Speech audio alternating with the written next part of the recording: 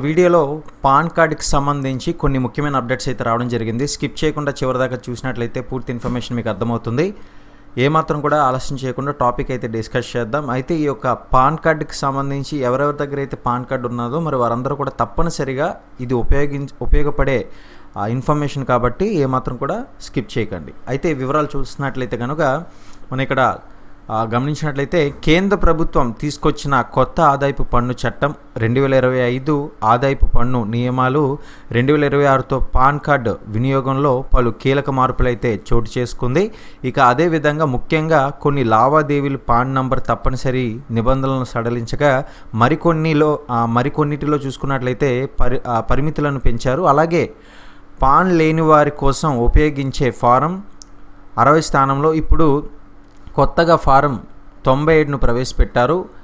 మరి ముఖ్యంగా ఇప్పటి వరకు కూడా ఒక్క రోజులో 50,000 రూపాయలకు మించిన నగదు డిపాజిట్లపై పాన్ నంబర్ ఇవ్వడం తప్పనిసరి ఉండేది.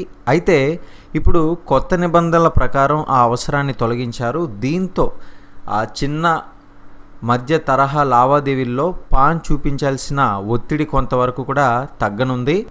అయితే మరోవైపు చూసుకున్నట్లయితే కొన్ని కొత్త లావాదేవీలను అయితే ఆదాయపు పన్ను శాఖ పర్యవేక్షణలోకి అయితే తీసుకొచ్చింది. నిపుణుల ప్రకారం స్టాంప్ పేపర్ కొనుగోలు, భారీ బీమా ప్రీమియం చెల్లింపులు, అధిక విలువ గల స్థిరాస్తి లావాదేవీలు ఇకపై తప్పనిసరిగా నివేదించాల్సి అయితే ఉంటుంది. స్టాక్ హోల్డింగ్ కార్పొరేషన్ ద్వారా 2 లక్షల రూపాయలకు మించిన స్టాంప్ పేపర్ కొనుగోలు, 5 లక్షల రూపాయలకు మించిన బీమా ప్రీమియం చెల్లింపులు ప్రత్యేకంగా పన్ను శాఖ దృష్టిలోకి అయితే రానున్నాయి.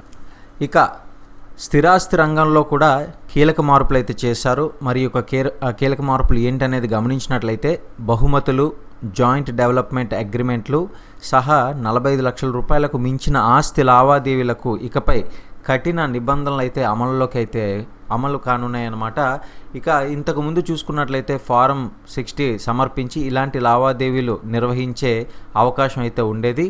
కానీ ఇప్పుడు ఫారం 97 అమల్లోకి అయితే రావడంతో కంపెనీలు లేదా సంస్థలు కాకుండా వ్యక్తిగతంగా ఆస్తి కొనుగోలు చేసేవారు తప్పనిసరిగా పాన్ కోసం దరఖాస్తు చేసుకోవాల్సి ఉంటుంది. ఇక అదేవిధంగా కొత్త నిబంధనలతో పాటు వినియోగాన్ని పూర్తిగా తగ్గించడం కాకుండా అధిక విలువ గల లావాదేవీలపై మరింత పారదర్శకత తీసుకురావడమే ప్రభుత్వ లక్ష్యంగా కనిపిస్తుంది. పన్ను ఎగవేతను అరికట్టడం, డిజిటల్ ఏదైతే ఒక ట్రాకింగ్ను బలోపేతం చేయడం కోసం ఈ యొక్క మార్పులు అయితే తీసుకొచ్చినట్లు నిపుణులు చెప్తున్నారు. మరి దీని పట్ల మీకు అభిప్రాయాన్ని తెలియజేస్తూ మరిన్ని అప్డేట్స్ కోసం ఛానల్ని సబ్స్క్రైబ్ చేసుకొని లైక్ చేయండి.